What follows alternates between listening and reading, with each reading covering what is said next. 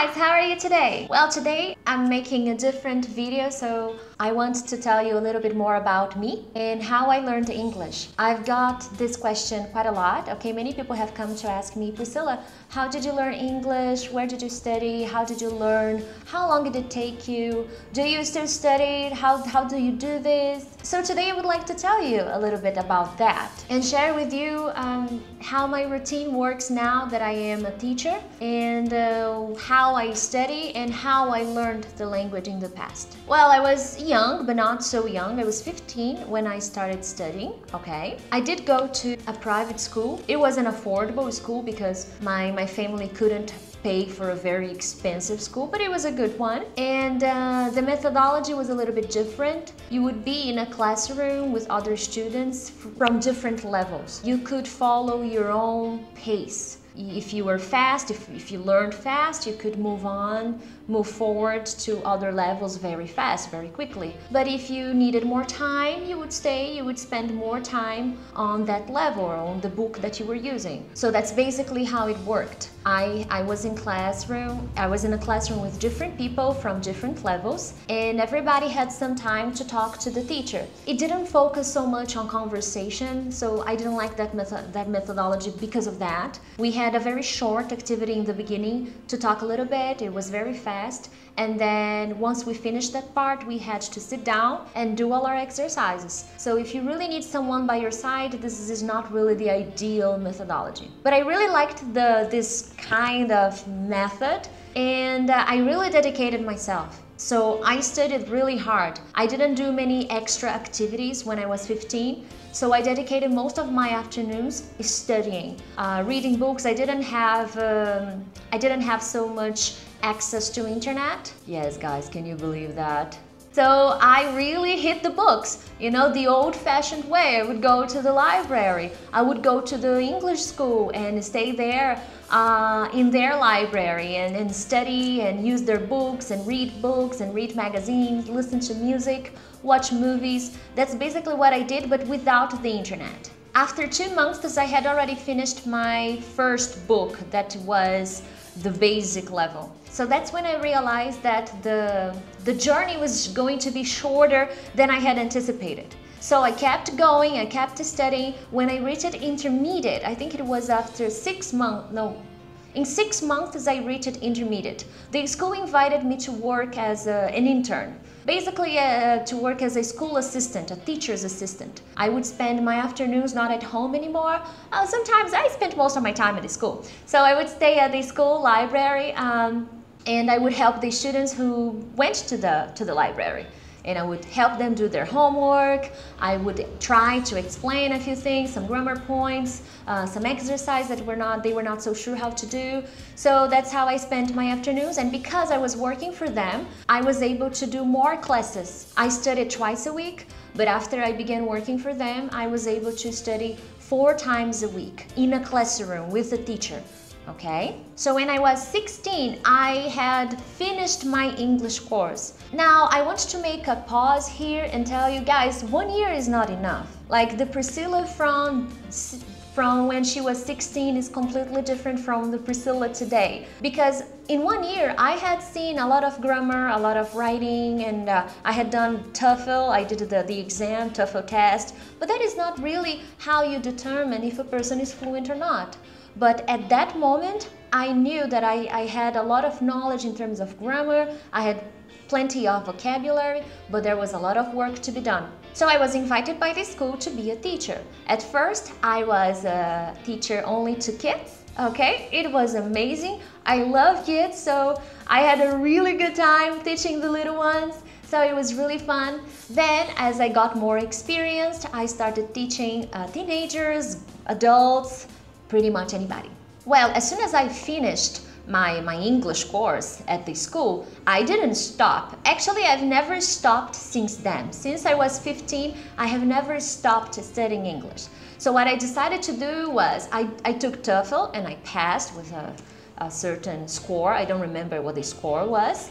And then I started to prepare myself for the Cambridge examination, which I took a few years later. So I also dedicated a lot of time studying. I had internet now, okay? I think I started to have internet when I was 17. Good. So I used the computer a lot. I downloaded many materials. I used it all the time, and I was able to watch many TV shows, and it was amazing. I think one of my first TV shows was Friends and Supernatural. So these are like in my heart because they are my favorite shows, because my journey started with these shows. So it's nice to remember, to look back and see, oh yeah, I remember this show.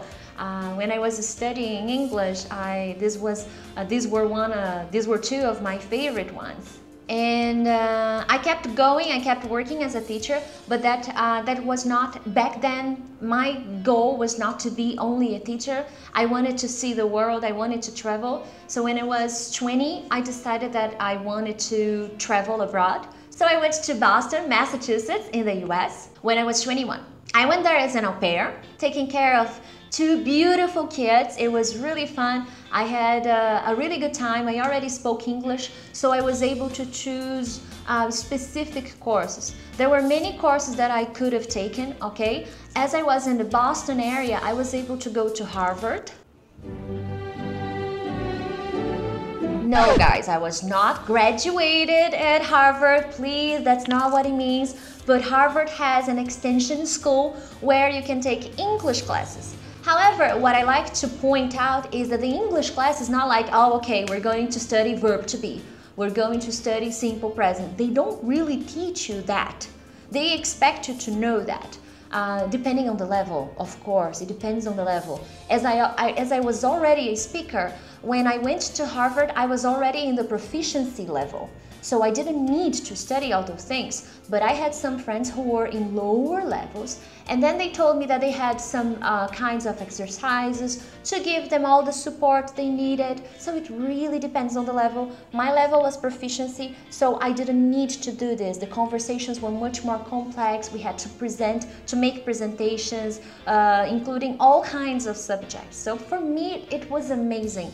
I had the best time of my life attending classes, English classes at Harvard with different people from all over the world, from Japan, from China, from Russia, from Italy, from Turkey, from Chile. So for me, from Mexico, so it was amazing. Okay, and during these classes I was able to sharpen even more my speaking skills, my writing skills, my pronunciation. Back then, I need to tell you guys, I used to love British accent. My British accent sucks, but I used to love it. But by the time I went to the US and I started taking classes, I realized that not really a good idea. So I focused my effort and time on American accent. My English is not near perfection, but I try really hard to imitate American accent, okay? These classes, they helped me a lot. I was also able to study American history, completely different subject. It was in English, so it was good because I was able to explore different kinds of vocabulary. After these 2 years I spent in the US, I came back to Brazil. I am from Brazil, I'm Brazilian. I study something completely different. Usually when you want to be a teacher, you study literature, you study languages. That's not really what I studied. I'm really into politics and economy, so I studied international relations. I've had all kinds of experiences. And I decided after I graduated that working with English was my true passion. And that's when I decided to come up with this channel and my English school, Face English Now. Now, have I ever stopped studying English? No. I have so many books.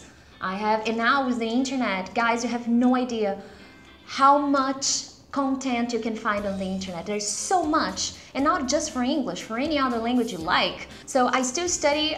Nowadays my routine is a little bit crazy, so I don't have time to really sit down for too long. That's why I always tell you guys, with persistence and consistency, because it doesn't have to be a long time every day, but if you do it a little bit every day, you will see difference, you will see consistent difference in your language skills. So I do study, I like to read a lot. I always tell my students, use social media in your favor. Like I have Facebook, I check Facebook all the time like you guys probably do, and it's a habit, not such a good habit, but I try to use Facebook in a productive way. So I like many English pages, many news pages, so I'm always reading things in English because I don't have so much time to sit down and study, but I have time to read because I'm always with my phone and because I always use Facebook. So I need to make this time count. That's why I read lots of things in English, jokes, all kinds of stories. I also try to post on my news feed. I try to post in English. So on a daily basis, I try to bring English to my life. Those videos I make about thinking in English, I think in English all day long. I'm always thinking about the things I do in English. I'm always chatting to my friends in English, to my friends, to my clients, because that's the way you improve. That's where you don't need to be abroad to immerse in the language. And that's what I like to do and to show by being an example. Okay, so I still have a lot to improve. I would like to write much better than I do. I do like to write, but I lack vocabulary. I should read more, so I try to read in English. I read in my own language too, but I focus on English because it is my favorite language. So that's how you bring the language to your life and make it fun. Because if I sit down and grab a grammar book and study for hours, I'm not going to enjoy myself. I'm not going to have a good time doing it. But if I'm reading a New York Times article and learning something about a new scientific discovery, I'm going to be so much more excited about it. And if I see a new word, I will check it out. You know, I will look up in the dictionary. So that's how I bring English to my life, even though I'm not abroad. I don't live abroad, I live in Brazil and people speak Portuguese around me all the time. Well guys, I hope you liked this video. It's a different video, but I really felt like I should share this with you. If you have any questions to me about anything, about my life experience, about my professional experience, post here on comments. I love reading your comments. It really cheers me up. It really motivates me. So write me any question you like. All right. And I'm making this video in English because I see that many people from all over the world post comments. So because we are learning English together, we are practicing together, this video should be in English. Well guys, don't forget to subscribe to my channel, like this video and share it with your friends. Why not? All right. Well guys, thank you very much and I'll see you next time.